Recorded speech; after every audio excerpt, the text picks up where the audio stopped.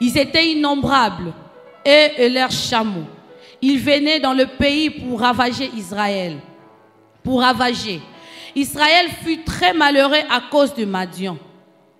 Et les enfants d'Israël crièrent à l'Éternel. Lorsque les enfants d'Israël crièrent à l'Éternel au sujet de Madian, l'Éternel envoya un prophète aux enfants d'Israël et il leur dit: Ainsi parle l'Éternel, le Dieu d'Israël.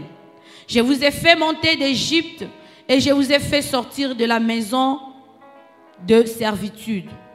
Je vous ai délivré de la main des Égyptiens et de la main de tous ceux qui vous opprimaient. Je les ai chassés devant vous et je les ai donnés à leur pays. Je vous ai donné leur pays. Je vous ai dit, je suis l'Éternel votre Dieu. Vous ne craindrez point le Dieu des Amoréens dans le pays desquels vous habitez. Mais vous n'avez point écouté ma voix. Puis l'ange vient, puis vint l'ange de l'Éternel et il s'assit sous le térébinthe d'Ophra, qui appartenait à Joas de la famille d'Abiazer. Gédéon, son fils, battait du froment au pressoir pour le mettre à l'abri des Madians. L'ange de l'Éternel lui apparut et lui dit: L'Éternel est avec toi, vaillant héros. Et Gédéon lui dit: Ah, mon Seigneur, si l'Éternel est avec nous, pourquoi toutes ces choses nous sont-elles arrivées? Et où sont les prodiges que nos pères nous rencontrent? Alléluia, alléluia. Ce matin, le thème de mon message, je l'ai tiré dans le verset 13. Où sont les prodiges que nos pères nous rencontrent? Amen, amen. Alléluia, alléluia. Nous savons tous l'histoire de ce peuple d'Israël, le peuple qui était en Égypte. Le Seigneur les avait promis qu'ils devaient venir, qu'ils devaient occuper la terre promise. Alors pendant leur marche, quand ils sont sortis de l'Égypte, pendant leur marche sous Moïse, le Seigneur le conduisait pendant 40 ans dans les déserts. Et il arrivait un moment que Moïse devait mourir et il devait laisser cette charge à Josué. Josué conduit les enfants d'Israël jusqu'à la terre promise. Mais avant d'y arriver, les enfants d'Israël ont fait une promesse à l'Éternel. Nous pouvons le voir dans Josué 24, le chapitre 14, verset 25. Ils ont fait une promesse à l'Éternel que nous resterons fidèles à toi. Nous allons te servir toi et toi seul. Mais quand nous regardons dans le livre de Juges, à partir du chapitre déjà 2, nous allons voir que les enfants d'Israël n'ont pas obéi à ce qu'ils avaient dit à l'Éternel. Pour ceux qui lisent la Bible, ils se retrouvent déjà, ils savent. Donc les enfants d'Israël ont péché contre l'Éternel. Vous allez voir à partir du chapitre 2 jusqu'au chapitre 6, on parle toujours de les enfants d'Israël firent ce qui déplaît à l'Éternel. Ils étaient en train toujours de commettre ce qui n'était pas bon devant le Seigneur. Et leur péché, c'était l'infidélité. Ils se tournaient vers d'autres dieux. Ils se tournaient pour servir d'autres dieux. Et l'Éternel les livrait toujours entre les mains d'un autre peuple pour le faire souffrir, pour le maltraiter. C'était une méthode que l'Éternel avait prise pour juger les enfants d'Israël. Au-delà de ça, le Seigneur suscitait toujours quelqu'un pour leur parler ou soit pour leur délivrer de la main des ennemis. Amen, amen. Alors, quelles sont les leçons que nous pouvons tirer pour cette première partie? Que quand nous abandonnons le Seigneur ne perd rien. Quand tu laisses le Seigneur, Dieu ne perd rien. Tu te dis aujourd'hui, je vais retourner au monde. Dieu ne perd rien. Au contraire, c'est toi qui vas souffrir. La deuxième de leçon, même lorsque tout le monde abandonne Dieu, Dieu a toujours une catégorie de gens qui se réservent. Alléluia. Il a toujours une catégorie de gens qui se réservent. La troisième leçon, c'est que nous pouvons retenir, c'est que Dieu est fidèle et compatissant. malgré tout ce que les enfants d'Israël avaient fait. Mais lorsqu'ils ont crié à l'Éternel, l'Éternel a eu compassion. L'Éternel est venu encore les délivrer. Et la fidélité de Dieu, parce qu'ils avaient fait une alliance avec le Seigneur. Dieu n'a pas rompu cette alliance. Il est resté fidèle à cette alliance. Il a dit, vous serez mon peuple. Amen, amen. Alors ce matin, par rapport à ces thèmes, nous aurons à répondre à des questions principales. Pourquoi les miracles ne se font plus voir? C'est ça la première question à laquelle nous allons répondre. Et la deuxième de questions, que faire pour déclencher le miracle? Amen, amen. Est-ce qu'on est là ce matin? Pourquoi les miracles ne se font plus voir? Cette question, c'est plutôt Gédéon qui la pose à cause de ce qu'il était en train de vivre, à cause des temps difficiles qu'ils étaient en train de passer. Il se pose la question, mais où sont les miracles? Où sont les miracles que nos pères rencontrent? Nous sommes en train de vivre dans des difficultés, nous sommes en souffrance. Pendant 7 ans, nous sommes toujours sous un autre peuple. Nous sommes toujours des esclaves. On vient toujours ravager, on vient toujours détruire ce que nous avons sémé. Mais où sont les miracles? Si réellement Dieu est là, mais où sont les miracles que le Père nous rencontre? Qu'est-ce que le Père avait rencontré aux enfants d'Israël? Ils les ont dit que Dieu nous a fait sortir d'Égypte par une main étendue, par une main très forte. Dieu avait fait de miracles en Égypte. Regardez ce que Dieu avait fait pour nous. Dieu avait fait ça, avait fait ça. Et Gédéon, quand il regarde tout ce qui s'est passé tout autour d'eux, il a posé cette question. Où sont les miracles que nos pères nous rencontrent? Amen, amen. Ce matin, tu es peut-être là, tu te poses cette question. Tu passes de temps difficiles, tu passes de moments difficiles, tu passes dans une misère, tu te poses aussi la question, mais où sont ces miracles? J'ai entendu parler de ceci dans la Bible, j'ai entendu parler de cela dans la Bible, mais où sont ces miracles? Je vais aussi le voir. Amen, amen. Alors nous allons pouvoir donner quelques réponses à ces questions que Gédéon a posées, que toi aussi tu te poses ce matin. Amen, amen. La première des choses, ce qui fait que les miracles ne se font plus voir dans nos vies ou à nos jours. La première des choses, c'est à cause du péché. Alléluia. Alléluia. Le péché, c'est tout ce qui n'est pas conforme à la parole de Dieu ou à la volonté de Dieu. Quand nous lisons Ésaïe 59, le verset 1 à 2, la Bible dit non. La main de l'Éternel n'est pas trop courte pour sauver, ni son oreille trop dure pour entendre, mais ce sont vos crimes qui mettent une séparation entre vous et votre Dieu. Ce sont vos péchés qui vous cachent sa face et l'empêchent de vous écouter. Alléluia. Ce sont nos péchés. Quand je parle de péché, c'est péché. Même les petits péchés, c'est péché. Tu mens. S'il faut tricher, c'est par toi que l'on passe. S'il faut trahir, c'est par toi que l'on passe. S'il faut faire du mal, c'est par toi que l'on passe. Tu es un homme, tu as plusieurs bureaux, mais tu viens quand même demander les miracles. Tu es étudiant, tu triches, mais tu viens quand même demander les miracles. Tu ne verras pas les miracles. Alléluia. Alléluia. Vous êtes fiancés, mais vous faites déjà tout. Vous couchez. Et vous allez même loin. Vous avortez. Mais vous venez quand même demander les miracles. Vous n'allez pas voir le miracle. Alléluia. Alléluia. La main de l'Éternel n'est pas courte. Dieu est là. Sa main est là. Mais ce qui l'empêche, c'est le péché. C'est le péché qui empêche l'Éternel, qui empêche le miracle de se manifester. Alléluia. Alléluia.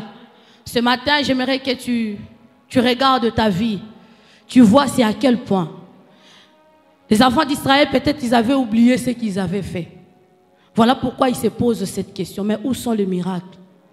Mais Gédéon, comment tu peux poser cette question alors que vous avez fait ce qui déplaît à l'Éternel?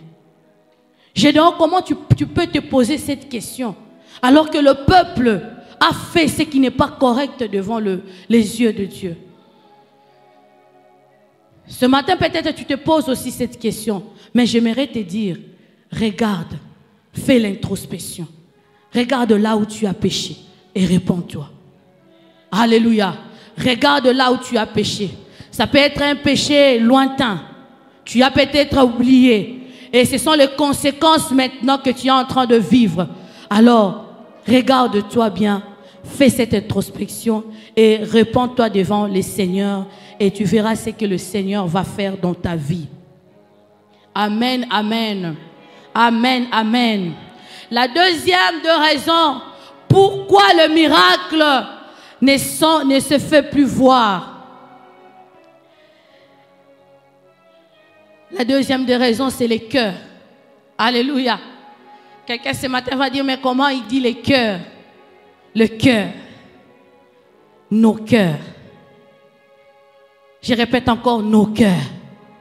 Alléluia. En parlant du cœur, je vois deux choses. La première des choses, je vois un cœur qui n'est pas totalement attaché à Dieu. Un cœur qui n'est pas totalement attaché à Dieu ne verra pas les miracles. Alléluia. Alléluia. Est-ce qu'on est là ce matin? Un cœur qui n'est pas totalement attaché à Dieu ne verra pas les miracles. Ce sont des cœurs qui aiment seulement le miracle. Ils aiment seulement le miracle, mais ils n'ont pas l'amour pour le Seigneur. Ils n'ont pas l'amour pour le Seigneur. Voilà pourquoi vous allez voir, il y a des gens qui partent des églises en église. Aujourd'hui, il est ici. Demain, il est là-bas, en train de chercher le miracle. Mais son cœur n'est pas attaché à Dieu. Son cœur n'est pas attaché à Dieu. Il n'a pas l'amour pour le Seigneur. Lui, ce qu'il cherche, c'est seulement le miracle. Un cœur pareil ne verra pas les miracles. Parce que le Seigneur nous connaît. Le Seigneur nous connaît. Il sait que dans ton cœur, s'il fait le miracle aujourd'hui, tu vas l'abandonner. C'est comme ça que le peuple d'Israël était. Leur cœur n'était pas totalement attaché à Dieu. Ils revenaient à Dieu seulement quand ils voient le misère. Mais quand tout va bien, ils ne sont pas là. Ils ne sont pas là. Voilà pourquoi Dieu avait choisi cette méthode d'envoyer le peuple, d'envoyer les Madians pour venir les ravager, pour venir les faire souffrir, afin de les retourner vers lui.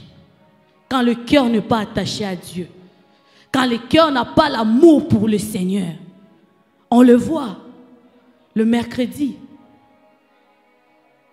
Un cœur qui ne veut pas Dieu ne veut pas aussi l'enseignement. Mais quand il s'agit de vendredi Mayombi, tout le monde est là. Tout le monde est là. Seigneur, je dois te voir. Mais viens aussi. Viens aussi le mercredi. Viens écouter aussi les enseignements. Ça prouve que ton cœur n'est pas attaché à Dieu. Ton cœur n'est pas attaché à Dieu. Alléluia. Le cœur. Est-ce que tu peux m'aider à dire à ton voisin le cœur? Oh, dis-le encore, le cœur. Dis-le nos cœurs. Nos cœurs. Alléluia. Si nous voulons voir les miracles, nos cœurs doivent rester attachés à Dieu. C'est ce que Dieu veut. Alléluia. Ton cœur doit rester attaché à Dieu. Voilà pourquoi dans 2 Chroniques 16, le chapitre 9, il est écrit comme ceci. Car l'Éternel étend ses regards sur toute la terre pour soutenir ceux dont le cœur est tout entier à lui. Alléluia. Ceux dont le cœur est tout entier à lui. Ce sont ceux-là qui verront le miracle. Amen, amen.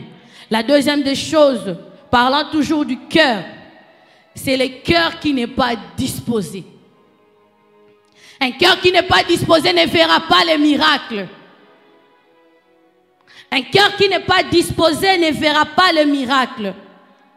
Un cœur qui est disposé, c'est un cœur qui se prépare à vivre le miracle. Ici, je parle de l'attitude avec laquelle nous venons dans la présence de Dieu.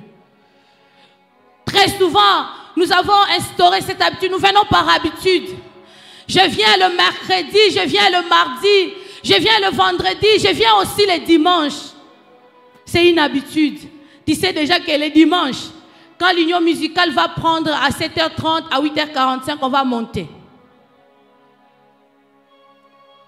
On va faire, on va prier, et puis on va demander aux gens de se saluer. Après ça, on va prêcher. Après ça, on va partir. Tu viens à l'église avec aucun désir. Aucun désir. Je pars seulement. Mon Cambi avait dit, si on ne vient pas, il va nous punir. Je pars pour que le pasteur me voie. Tu viens à l'église avec aucun désir. Aucun. Tu as instauré une habitude. Un cœur pareil ne verra pas le miracle. Il faut que ton cœur soit disposé. J'aimerais te dire, Dieu peut agir même le mardi.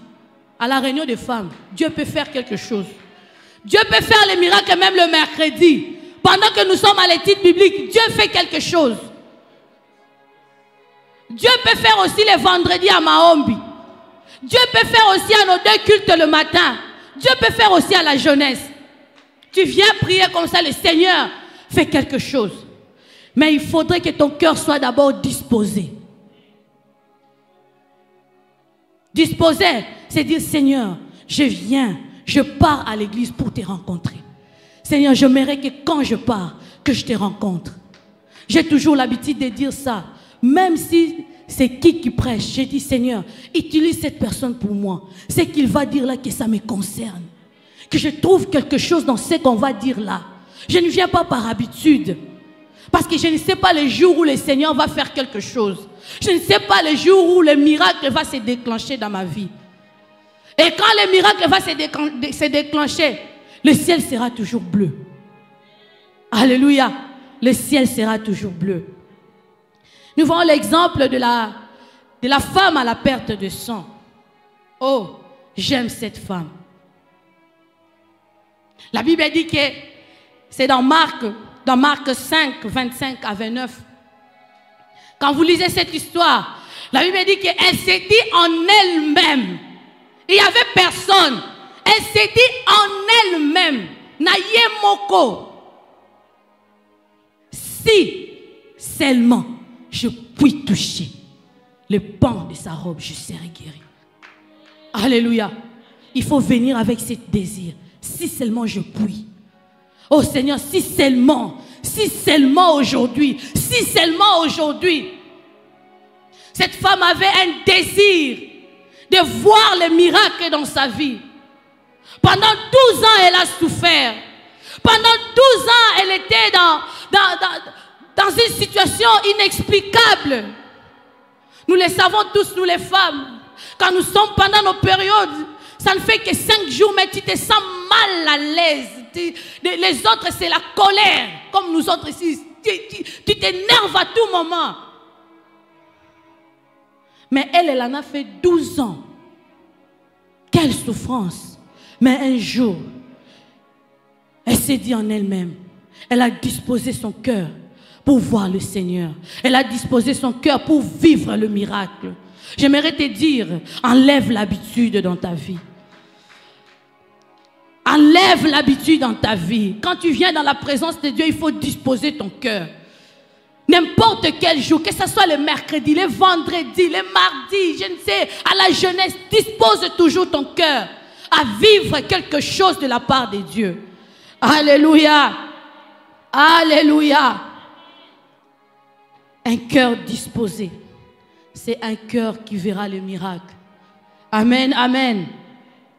Amen, amen. La troisième des choses,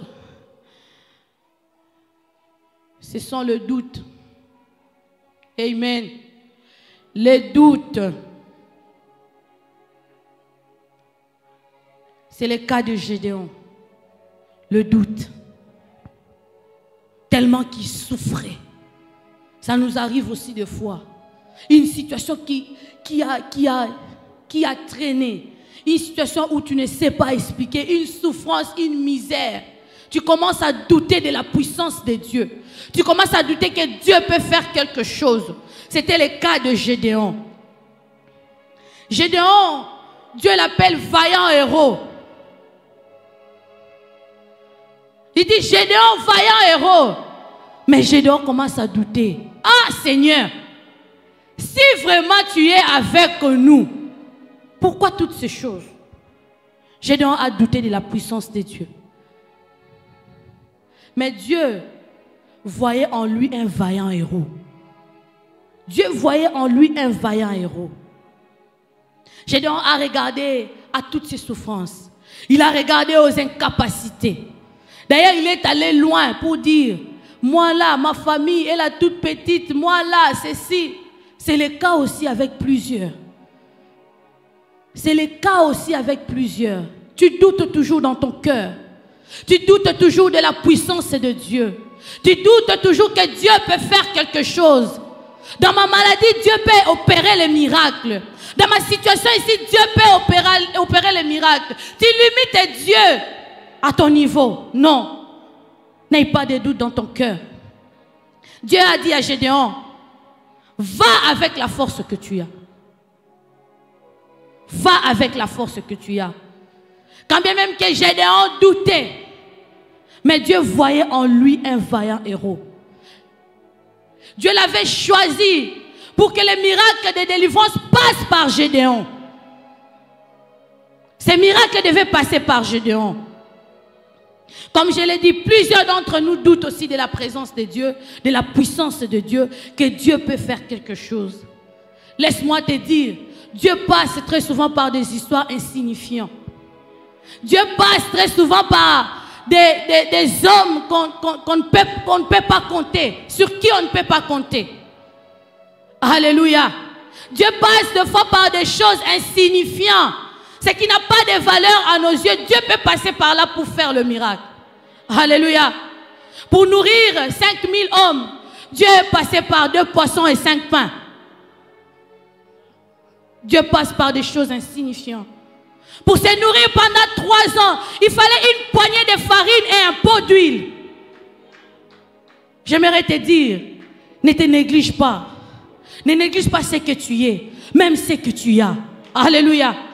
Alléluia. Il ne faut pas te négliger. Alléluia. Ne sois pas comme ces serviteurs dans Matthieu 25 à 24, où le Seigneur a donné à chacun le talent. La Bible dit qu'il a donné à l'un 5, à l'autre 2, à l'autre 1. Il a dit fructifiez-le. Mais celui qui avait 1, la Bible dit qu'il l'a caché. Parce qu'il a négligé. Il a trouvé ça insignifiant. Il a trouvé que bon, ce n'est pas important. Mais nous savons la suite. Qu'est-ce que le Seigneur a dit? À celui qui en a, à celui qui n'en a pas, on notera même ce qu'il a.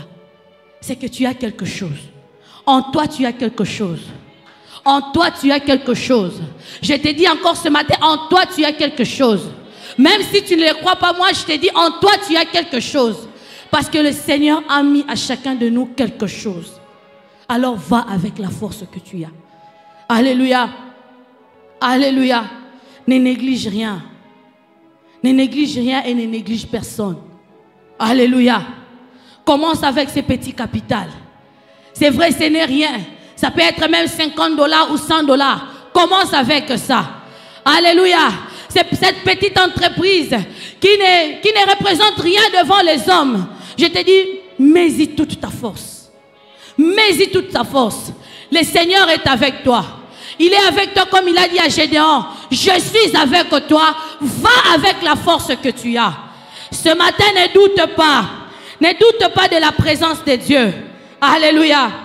Alléluia. Même la vie elle-même commence toujours petite. Alléluia. Je me rappelle, lorsque je devais accoucher ma 5e fille, tellement c'était une grossesse que j'ai eue un peu tard, après 5 ans. Alors je suis partie à l'hôpital.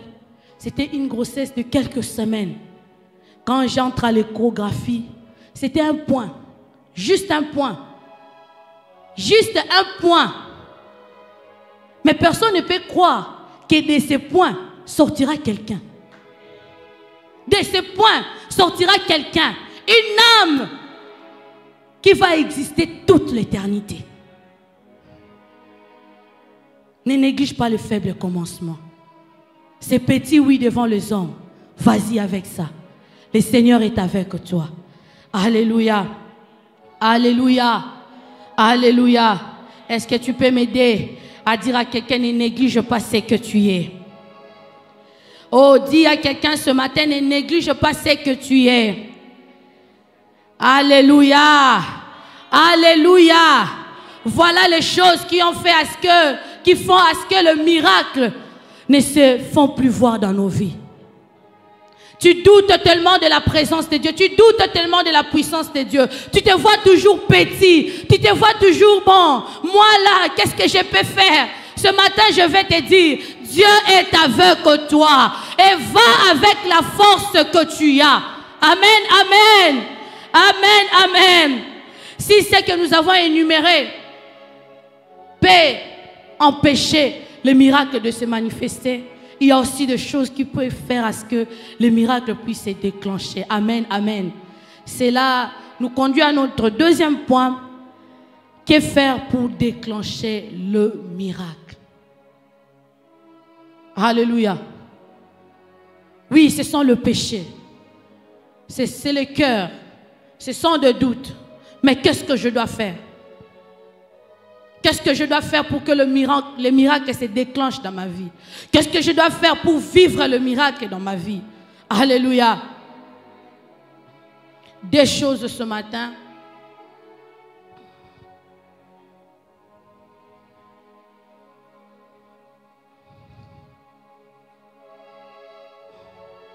La première des choses, nous sommes toujours dans le livre de Juges.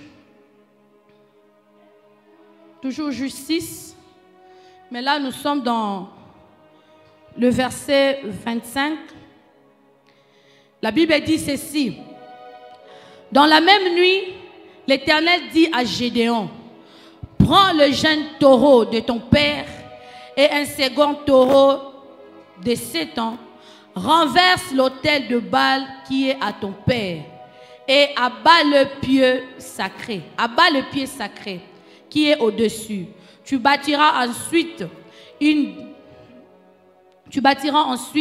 et tu disposeras sur le haut de ce rocher un autel à l'Éternel ton Dieu. Tu prendras le second taureau et tu offriras un holocauste avec le bois de l'idole que tu auras abattu. Amen, amen. La première des choses, Gédéon a obéi. Alléluia. Gédéon a obéi à ce que le Seigneur lui avait dit. Tu veux vivre le miracle? Sois obéissant. Sois obéissant. Obéis à la parole de Dieu. Obéis à ce que Dieu te demande. Qu'est-ce que Dieu te demande de faire? Qu'est-ce que Dieu te demande de faire? Gédéon a obéi. Il a renversé la statue de Baal. Il a détruit tout ce qui n'était pas de Dieu en Israël. Ce matin, tu peux aussi le faire. Obéir à la voix de Dieu. Obéir à ce que Dieu te demande. Amen, amen. Amen, amen. Obéir à Dieu et lui être fidèle. Sois fidèle à Dieu. Peu importe ce que tu vas rencontrer, ne retourne pas vers d'autres dieux. Alléluia. Peu importe les histoires qui peuvent t'arriver dans la vie, ne sois pas infidèle à Dieu. Reste fidèle. Il y a une chanson qu'on a toujours chantée, fidèle jusqu'à la mort.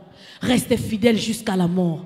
Et tu verras, le miracle sera toujours en train de t'accompagner. Alléluia. Reste fidèle à Dieu et sois obéissant. Amen, amen. La deuxième des choses, par rapport toujours à cette question, que faire pour déclencher le miracle? C'est savoir rester longtemps en prière. Amen, amen. Amen, amen. Est-ce qu'il y a les hommes et les femmes de prière ici? Amen, amen. Savoir rester longtemps en prière. Amen. Très souvent, nous sommes superficiels. Nous venons seulement. j'ai pris seulement, le cœur est chaud, j'ai pris seulement et puis je pars. Non. Savoir rester longtemps en prière. La prière change toujours les choses. Amen, amen. La prière transforme toujours des choses. La prière change des choses. Même les décisions, la prière peut les changer. Alléluia. Alléluia. Nous voulons voir Dieu, nous voulons voir les miracles se manifester. Soyons des hommes et des femmes de prière. Des hommes et des femmes qui savent rester longtemps dans la prière.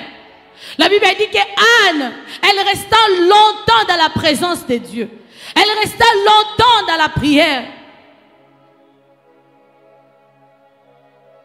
Elle avait fait combien d'heures? La Bible n'en parle pas. Mais elle était restée là. Elle était là. Où sont les chrétiens? Les chrétiens qui restent longtemps dans la prière. Il y a certains, quand on fait seulement, on dépasse seulement 5 minutes, ils se lèvent déjà, ils partent. Ils ne savent pas rester longtemps dans la présence de Dieu. Ils ne savent pas rester longtemps dans la présence de Dieu. Il y a certaines situations, il faut rester longtemps dans la présence de Dieu. Amen, amen. Les matins, on vient, on me trouve dans la présence de Dieu. Les soirs, on vient encore, on me trouve dans la présence de Dieu. Pourquoi j'ai besoin de vivre le miracle? Oh, il y a certaines situations qui vont demander à ce que tu sois là du matin jusqu'au soir. Si tu ne les fais pas, tu ne verras pas les miracles.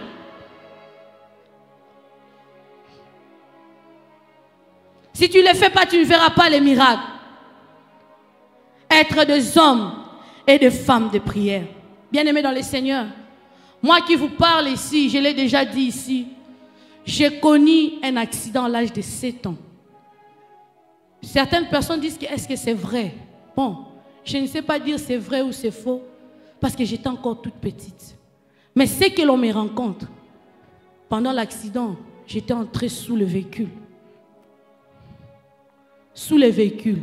Et mon père n'était pas là, ma mère n'était pas là. J'étais seule en cours de route. La grande sœur va me dire, tu avais fait 1 semaine, on ne te voyait pas, on te cherchait parce qu'on t'avait déposé à l'hôpital, alors on te cherchait, on te cherchait. Et quand on t'a trouvé, la seule chose qu'on avait trouvée, c'est qu'il y avait des gens tout autour de toi qui priaient. Les gens qu'on ne connaissait pas. Ils étaient en train de prier, ils priaient vraiment, ils priaient.